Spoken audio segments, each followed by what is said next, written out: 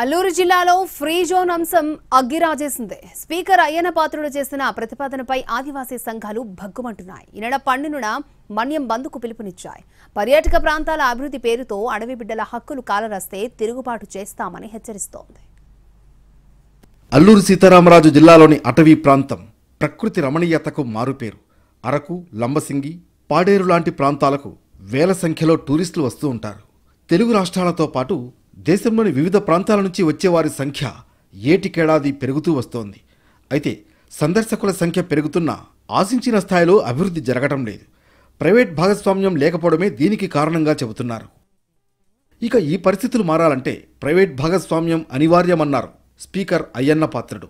ఆదివాసీ ప్రాంతాల్లో 170 యాక్ట్లో మార్పులకు ఉన్న సాధ్యాసాధ్యాలను పరిశీలిస్తే మంచిదని సూచించారు. ట్రైబల్ ఏరియాలో ఎవరైనా ఇన్వెస్ట్మెంట్ చేయాలన్నా, హోటల్ కట్టాలన్నా, టూరిజం స్పాట్స్ కట్టాలన్నా ట్రైబల్ ఏరియా ఉండాలంటారు. మరి అంత ఇన్వెస్ట్మెంట్ ట్రైబల్ చేయగలరండి? ఇప్పుడు మనం అంతే ఎవరైనా పైనుంచి ఇచ్చి ఇన్వెస్ట్మెంట్ చేయగలరు. 3 స్టార్ హోటల్లో, 5 స్టార్ హోటల్లో, టూరిజం స్పాట్లో, ఒక సినిమా హాలో ఏది కట్టగలరు. ట్రైబులే ఉండాలి, ఆ ల్యాండ్ ట్రైబుల్ పేరునే ఉండాలి అంటే ఎవరు వస్తారు చెప్పండి? ఆదివాసీలకు రక్షణ కవచంగా ఉన్న 170పై స్పీకర్ అయ్యన్న పాత్రుడి సూచనలు వివాదానికి కారణమయ్యాయి. స్పీకర్ ఉద్దేశం ఏదైనా ఆయన వ్యాఖ్యల వెనుక టీడీపీ హిడెన్ ఎజెండా ఉందంటోంది వైఎస్ఆర్ కాంగ్రెస్ పార్టీ. పర్యాటక అభివృద్ధి పేరుతో అరకు వ్యాలీని ఫ్రీ జోన్గా మార్చే కుట్ర జరుగుతోందని ఆగ్రహం వ్యక్తం చేస్తున్నారు ఆ పార్టీ నేతలు.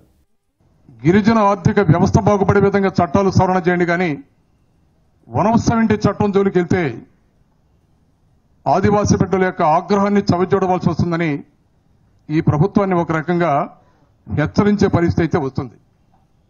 ఇవాళ ఏజెన్సీ ప్రాంతంలో ఉన్నటువంటి రాజకీయ పార్టీలు కానివ్వండి, ప్రజా సంఘాలు కానివ్వండి, అందరూ కూడా దీన్ని తీవ్రంగా వ్యతిరేకిస్తున్నారు. అయ్యన్న వ్యాఖ్యల తర్వాత వైఎస్ఆర్ కాంగ్రెస్ పార్టీ రాజకీయ నిర్ణయం తీసుకుంది.